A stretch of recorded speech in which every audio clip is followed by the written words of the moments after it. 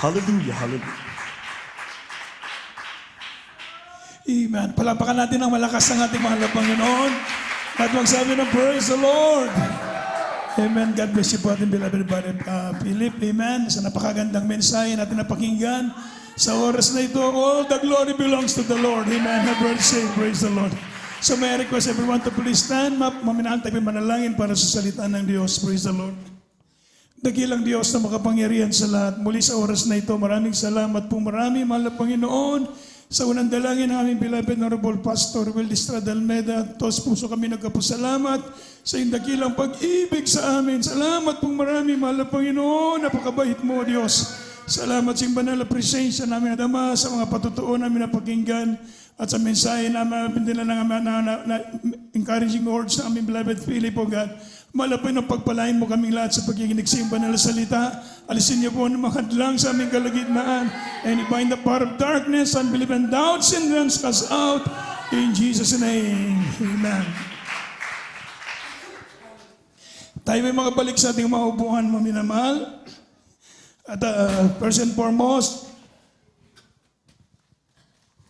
the giving of praise, worship, thanksgiving, glory, honor, and majesty belongs to the Most High God, our loving Creator, our dearest Jesus Christ. Amen. And we give double honor and respect to the man of God, the prophet of God, our dearly beloved evangelist Pastor Will Estrada Almeida, and our beloved Honorable Assistant Pastor Lina C. Almeida. Amen. Hindi natin makalimutan ang mga turo at pangaral ng ating beloved parents in the Lord. Amen. At sa buong sangbahayan po ng ating beloved parents in the Lord, at ganyan din po sa ating beloved Philip, beloved Ray, sa kanilang baby, sa ating mga kamanggagawa, sa ating mga co-preachers, sa ating lahat, isang pinagpalang araw sa araw na ito. Amen. Tayo po mo minamalagdad ako sa pagkinig ng salita ng Diyos. Kindly open your Bible from the book of Ecclesiastes chapter 5 verse 1. Amen. Kindly open it and read it. Praise the Lord.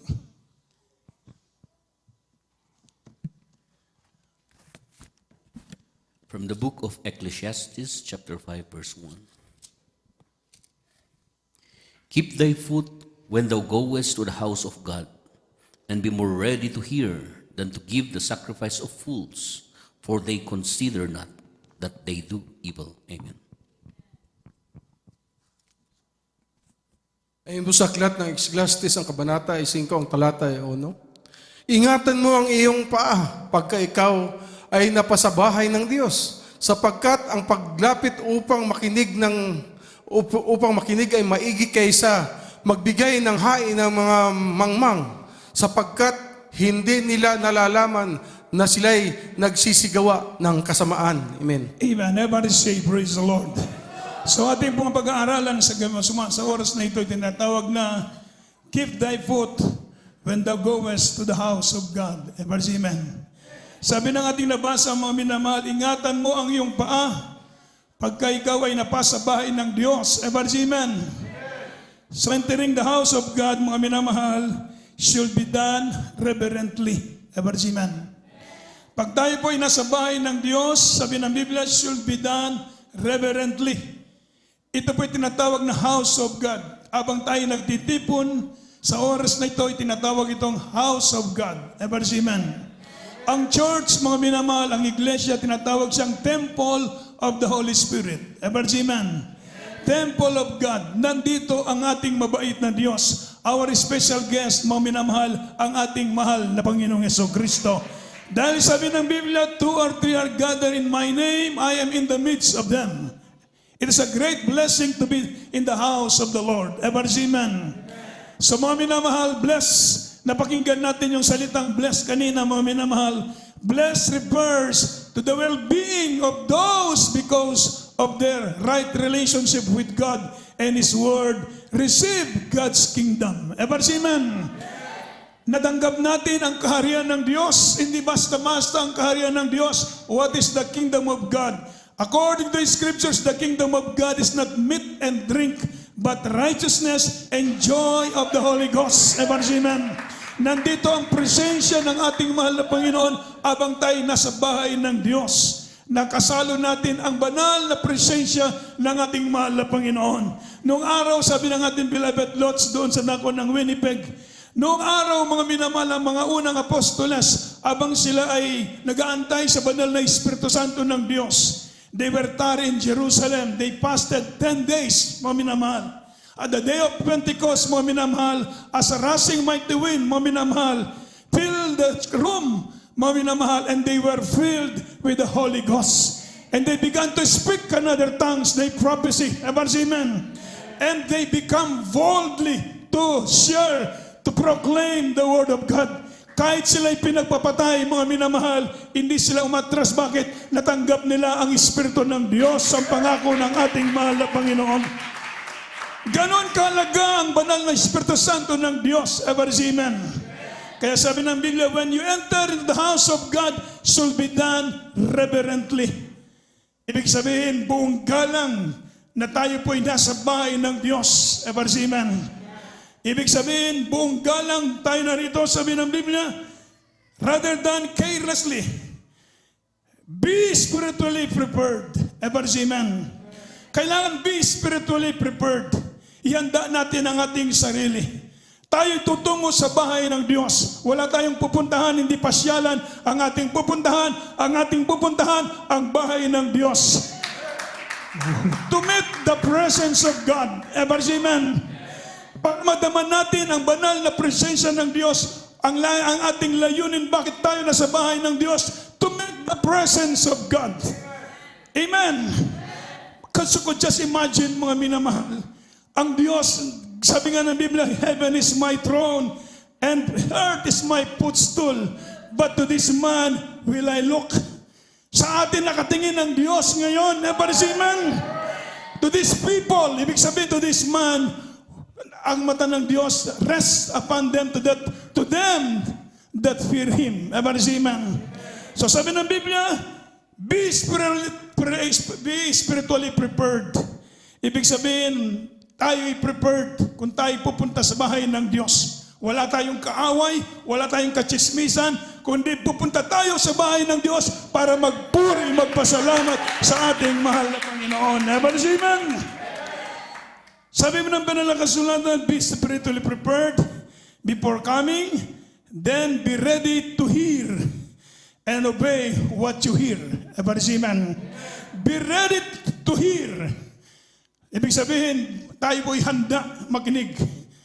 Why we come to the house of God? Kindly open your Bible from the book of Psalm chapter 84 verse 4. Kindly. 84 verse 4 ng Psalm. From the book of Psalms, chapter 84, verse 1. How amiable are thy tabernacles, O Lord of hosts. Amen. 84 verse 4. 84, verse 4. Blessed are they that dwell in thy house. They will be still praising thee. Selah. Amen. Episaklat ng mga awit ang Kabanata 84, 1 at 4. Kainam ng iyong mga tabernakulo, O Panginoon ng mga hukbo. 4. Mapalad silang nagsisitahan sa iyong bahay. Kanilang pupurihin kang palagi. Everybody shout, praise the Lord. Amen. Blessed are those who dwell in the house of God. Amen. And ibig sabihin, blessing pronounced. Reasons why we are in the house of God, because blessing pronounced. Those who are in the house of the Lord, amen, they are blessed. Palapakan mo natin ng malakas ang ating mahal na Panginoon. Sila'y pagpapalain ng Diyos. Ibig sabihin, blessed are they that dwell in thy house. Those who go to the house of the Lord, maminamahal, seeking His presence, will receive His blessing. Amen. The blessing includes, mga minamahal, the nearness of God. Amen. Ang Diyos ay malapit sa atin. Kapag tayo nasa bahay ng Diyos, ibig sabihin, the nearness of God. And sabi po ng Biblia, a renewed spiritual strength. Amen. Tayo po'y lalakas kapag tayo nasa bahay ng Diyos. Renew spiritual strength. Amen. Sapagkat pag namadama natin ang banal na presensya ng Diyos, sa buong linggo, mga minamahal, yun po ang ating maging kalakasan. Amen. Marinyo ang ating spiritual, malilinis ang ating kaluluwa. Amen. Ibig sabihin, lalakas muli tayo kapag tayo nasa bahay ng ating mahal na Panginoon. Kaya yung ating ibang kapatiran, mga minamahal, sinisikap kahit malayo doon sa Pilipinas, especially sa Pilipinas dahil mahirap yung ating mga kapatiran. Subalit kahit sila'y napakalayo sa bahay ng Diyos, naglalakad ng ilang oras para makarating lamang sa bahay ng Diyos. Everybody say, praise the Lord. So dito mga minamahal, siguro wala na naglalakad. Amen. Meron ba naglalakad dito? O wala. Lahat kayo merong sasakyan, pinagpala kayo ng ating mahal na Panginoon. Amen. Di ba mga minamahal? Doon sa ating lugar sa Pilipinas, mga minamahal, pagkaroon na meron na mga anniversary o mga gawain, talagang nakasapit na lang yung iba. Meron tayong gawain doon sa Zamboanga, mag-travel ng 7 hours. 7 hours travel. Ang kanilang sasakyan, yung multicab. Alam niyo yung multicab? Amen. Kayong nuupuan ng kahoy. 7 oras ka namang, mga minamahal, talagang lubak-lubak yung daan. Pero walang yung upuan kahoy lang. Napakasakit siguro, mga minamahal noon. Amen. Pero tinitiis para makarating lamang sa bahay ng Diyos. Amen. Pero tayo 15 minutes lang. Nandun na tayo sa bahay ng Diyos. Amen. Pinagpala kayo rito. Amen. Mga minamahal, napakaganda man lang yung mga sasakyan, napakaganda man lang yung mga bahay, dollar pa yung kinikita, palapakan mo natin na malakas ang ating mahal na Panginoon. Amen. Praise the Lord. So tayo magalak kung tayo pupunta sa bahay ng Diyos. Sabi ng banal na kasulatan, renew spiritual strength. Kapag tayo nanghihina, nanlulupaypay, wala kang ibang pupuntahan kundi ang bahay ng Diyos. Wala kang ibang pupuntahan, mga minamahal, kundi dumalo sa gawain sapagkat nandoon ang presensya ng ating mahal na Panginoon. Nandoon ang salita ng Diyos. Amen. So renew in spiritual strength, answered prayers. Pakinggan ng Diyos yung ating dalangin. Amen. Lahat tayo po yung pinapakinggan ng Diyos. Kapag tayo nandito, nananalangin, tumatawag sa Diyos, sabi nga po, wonderful experience of believers is, mga minamahal, tinatawag na prayer. Amen. When the church, when the children of God are gathered together and pray, whether they are few or many, when they pray, they move the hand that rule the universe. Palapakan natin ang malakas ang ating mahal na Panginoon. Kapag tayo nanalangin, mga minamahal, sabi ng Biblia, ang Diyos nakikinig sa ating mga dalangin. Amen. Nandoon ang kapangyarihan ng ating mahal na ang kamay ng Diyos ay kikilos sa buhay natin. Kaya napakaraming testimonyo. Hindi tayo matatapos makinig ng testimonyo sa mga kapatiran, sa mga probinsya. Amen. Doon sa Visayas, napakaraming testimonyo. Meron tayong mga kapatiran doon, mga minamahal, napakalaki ng tiyan. Yung tiyan niya kasi parang 9 na buwan. Pero payat yung sister. Mga minamahal. Nang siya'y dumalo sa gawain, meron pala siyang karamdaman, barang, yung kulam. Mga minamahal. Nang siya'y dumalo, nagbabautismo sa tubig sa pangalan ng ating pinakamamahal na Panginoong Yesus, mga minamahal, kinabukasan, lumabas sa kanyang tiyan, hindi baby, kung hindi pugita, napakaraming itlog. Oh, just imagine, ilang kilong pugita ang lumabas. Kung hindi siya nakasumpong sa mabait na Diyos, mamamatay siya. Pero ang Diyos nandito sa ating banal na gawain, palapakan natin ang mahal na Panginoon. Amen. So mga hanggang ngayon buhay, ilang dekada na hanggang ngayon buhay. Kung wala ang Diyos, mga minamahal, hindi totoo ang Diyos natin pinaglilingkuran dito. Sino ang magpapagaling sa Kanya? Amen. Isa na rin doon, mga minamahal, yung kanyang, meron ding parang din, lumabas naman, yung ganyong kalaking kahabang, mga minamahal na alupihan, yung maraming paa, tsaka yung ganyong kataba. Sinuka niya, mga kapatid. Mga minamahal, nagpapasalamat sila sa Diyos. Merong Jesus Miracle Crusade. Merong totoong Diyos na ating pinaglilingkuran dito, amen. Hindi tayo nagbamna, hindi tayo nagbabasakali, hindi tayo naglalaro. Diyos mismo ang ating sinasamba. Diyos mismo ang ating pinaglilingkuran. Amen. Answered prayers. Pakinggan ng Diyos yung ating mga dalangin. Kahit napakabigat na problema pa yan. Sabi nga ng Biblia, come unto me. You are heavy laden and I will give you rest. Ever see, amen? Pakinggan ng Diyos yung ating dalangin. Walang imposible sa panalangin. Ever see, amen? Totoo ang Diyos nakikinig sa ating mga dalangin. Amen? At ang sabi ng Biblia, and grace, glory, and goodness.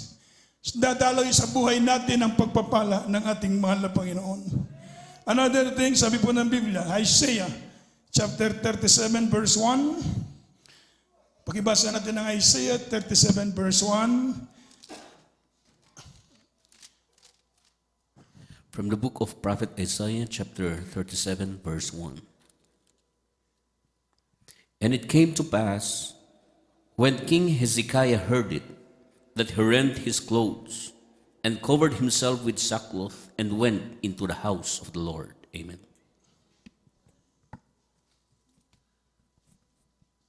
Ay po sa aklat ni Isaiah, ang kabanata ay 37, ang talata ay 1. At nangyari nang marinig ng Haring Hezekias, ay hinapak niya ang kanyang mga suot at nagbalot ng kanyang magaspang at pumasok sa bahay ng Panginoon. Amen. Sa verse 2, tuloy po ang verse 2.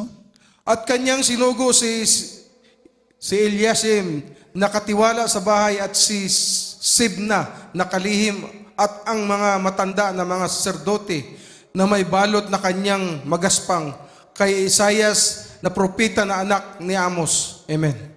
Ever shout, praise the Lord. So in times of trouble, ever say amen. Kung meron tayong problema, mga minamahal, napakaswerte natin. Meron Diyos tayong masusumbungan. Ever say amen.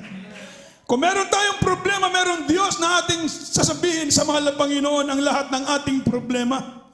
Nung tayo wala sa mahal na Panginoon, mga minamahal, napakahirap. Ever say amen. Napakahirap nang wala kang relasyon sa Diyos. Napakahirap nang wala kang Diyos na matatawagan, ever see, amen. Pero sa atin, mga minamahal, tinuruan mga bata, marunong na silang magpuri, marunong na silang tumawag, manalangin sa ating mahal na Panginoon, ever see, amen. Nagkaroon ng matinding lindol sa dako ng Bohol. Ilang taon na nakalipas, napakalakas ng lindol sa Bohol. Mga kapatid, maraming napinsala. Meron tayong kapatiran ng kanyang bahay, nawasak, mga kapatid, sa Bohol. Pagkatapos nakalabas siya, nung bilangin niya yung kanyang anak, dahil medyo marami yung anak, kulang ng isa. Amen. Sabi, nasaan na yung isa? Hinalukay, mga minamahal, yung mga yero, mga kahoy, semento, doon sa kanilang bahay na nawasak. Pag mga minamahal, nung kanilang maabutan yung kanilang anak, nakaluhod, 4 years old, nakaluhod, nakataas yung kamay, ever see, amen. Amen. Yan ang pag-iingat ng Diyos sa bawat isa sa atin, mga minamahal. Sabi ng Biblia, hindi tayo kakalimutan ng Diyos.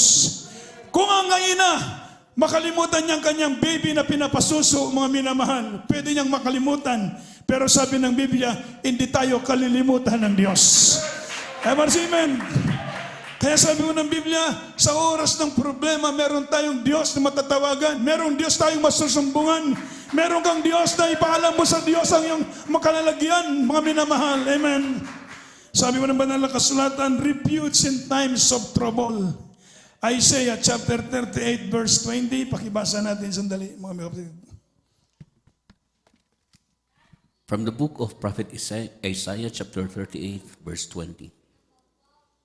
The Lord was ready to save me. Therefore we will sing my songs to the stringed instruments all the days of our life in the house of the Lord. Amen. Ayon po sa aklat ng Isaiah, ang kabanata ay 38, ang talata ay 20. Ang Panginoon ay handa upang iligtas ako. Kaya't aming awitin ang aming mga awit sa mga panugtog na kawad, lahat ng kaarawan ng aming buhay sa bahay ng Panginoon. Isang malakas na palakpak para sa ating mahal na Panginoon. Praise the Lord. Hallelujah. Ang gagawin pala natin, aawit tayo sa bahay ng Diyos habang tayo nabubuhay, mga minamahal. Kaya ibibilang tayo ng taon, 10 taon, 20 taon, 30 taon, 40 taon, 50 years. Hanggang tayo nabubuhay, tayo pupunta sa bahay ng Diyos para umawit magpasalamat sa mahal na Panginoon. Ever see, amen? Ito pala ang layunin ng Diyos. Bakit tayo tinawag ng Diyos? Para magbigay luwalhati sa mahal na Panginoon. We are created for His glory. Ever see, amen? We are created for to worship Him. Ever see, amen? Tayo pinili, tinawag ng Diyos para ikaw ay magbigay luwalhati sa mahal na Panginoon. Binago ka ng Diyos, pinagaling yung karamdaman para luwalhatiin mo ang ating mahal na Panginoon. Para ikaw magbigay pasasalamat sa Diyos habang ikaw ay nabubuhay. Amen. Ito ang dakilang layunin ng Diyos. Bakit tayo tinawag ng mahal na Panginoon? Bakit pinili tayo ng Diyos? Hindi matatapos sa buhay natin ang kagandahang loob na ipinapakita ng ating mahal na Panginoon.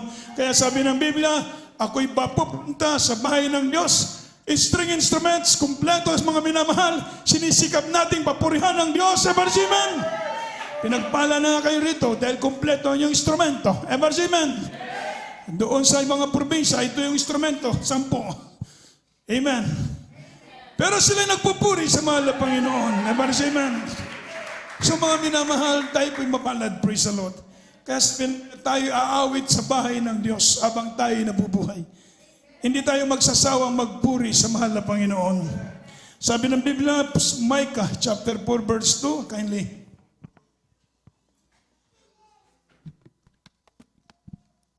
From the book of Micah chapter 4 verse 2. And many nations shall come and say, Come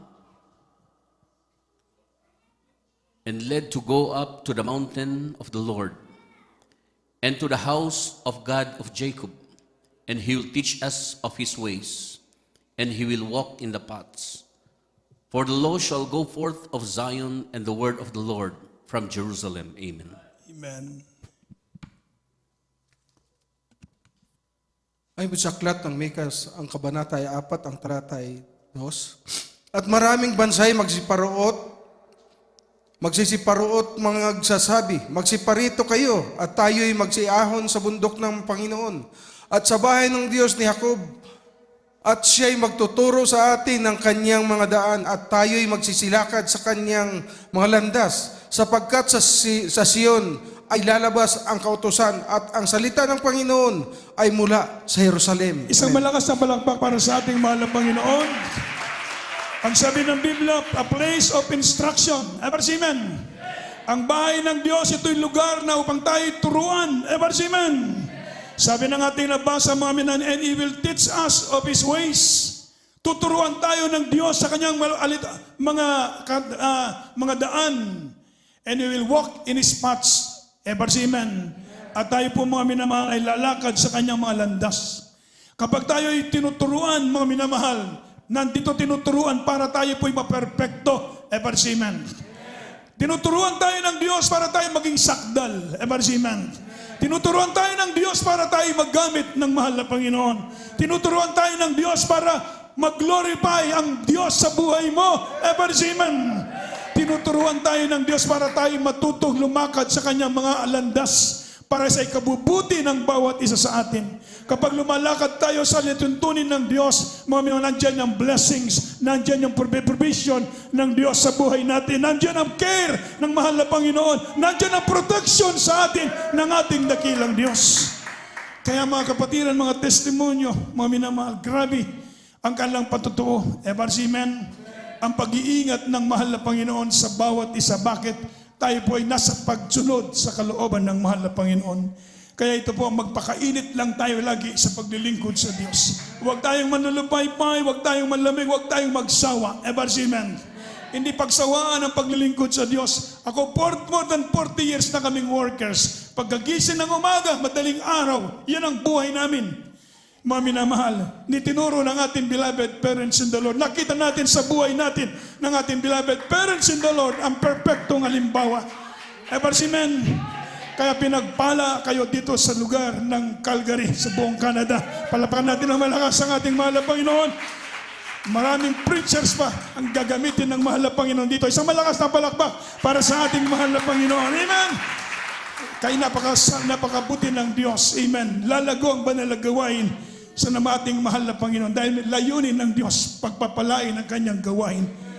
Tuturuan tayo ng mahal na Panginoon dahil ayaw ng Diyos na tayo malihis. Tuturuan tayo ng mahal na Panginoon lumakad sa kanyang lakad sa kalandas upang tayo may tuwid, upang magagamit kayo ng ating mahal na Panginoon. Everybody say, praise the Lord. Yan po ang layunin ng Diyos para ibuhos ang masaganang biyaya at pagpapala sa bawat isa. Isang malakas na palakpak para sa ating mahal na Panginoon. Tayong lahat ay tumayo. Mga minamahal, at tayo po'y magpupuri sa ating mabait na Diyos. Amen. Abang tayo po'y maawit, mga minamahal, napakasarap mga minamahal, na unawain natin lagi ang kalooban ng Diyos. Napakasarap tayo nasa bahay ng Diyos sa araw na ito. Napakaraming tao dito sa Canada, wala sila sa bahay ng Diyos. Subalit tayo nasa presensya ng ating mahal na Panginoon. Nandito ang katugunan sa ating mga dalangin. Praise the Lord. Tayo magpuri sa mahal na Panginoon. Hallelujah. Amen. Tapang tayo maawit, minsan pa nating pasalamatan ng mabait na Diyos. Sa bawat yugto ng buhay, lagi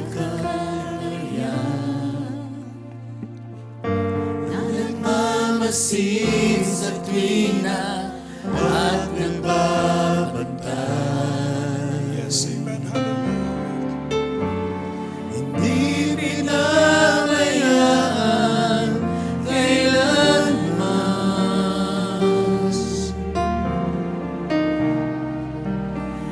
Hindi ka nagkulas.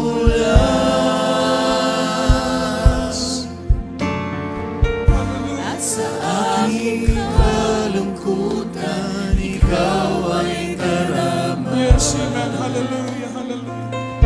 Kabutihan mo sa akin, di mapapantayan.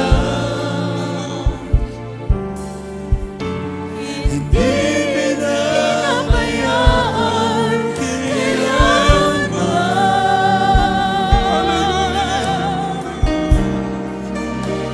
Hindi ka nagkulang, dakilang pag-ibig, ang aking alaman.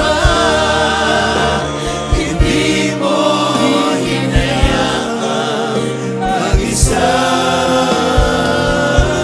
dakilang pag-ibig, o Panginoong Jesus. Mula sa kadiliman, hinango mo at minahal magpakailanman. Hallelujah. Hallelujah. Hallelujah. Hallelujah.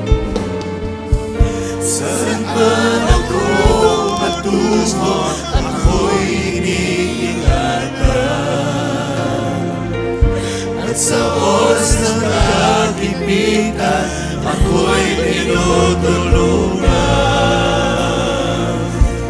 Yes, amen. Hallelujah. Hindi pinabayaan kailanman.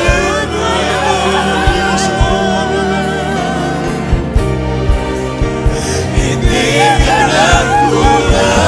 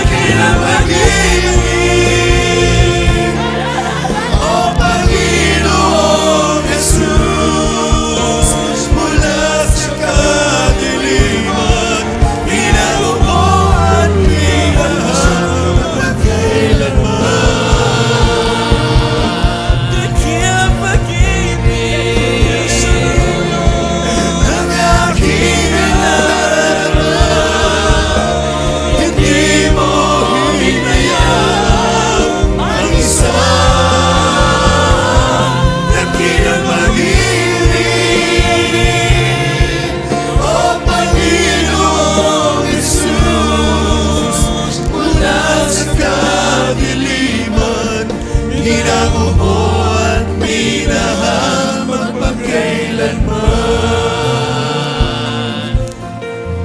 Mula sa kadiliman, inangubo at minahal magpagkailanman.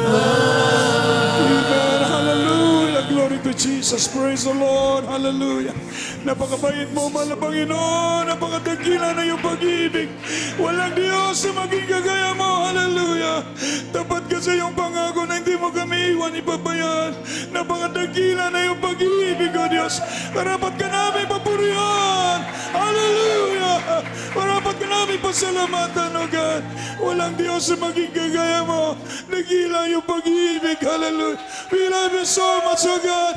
We worship you, O Lord. Hallelujah, hallelujah. We give all the glory unto thy holy name, O God. We love you, Jesus. Hallelujah. Nagila. Nagila yung pag-ibig. Hallelujah, hallelujah. Oh, great thou art, hallelujah. Napakadakila na yung pag-ibig. Ulitin natin ang chorus mo, minamahal. Hallelujah, pag nasa ating kalagitnaan, ang banal na presensya ng ating napakabait na Diyos. Hallelujah. Hallelujah, hallelujah, hallelujah. Yes, Lord. Aking nadarama.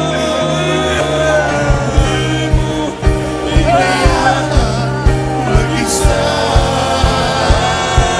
dakilang pag-ibig, ang Panginoong Jesus.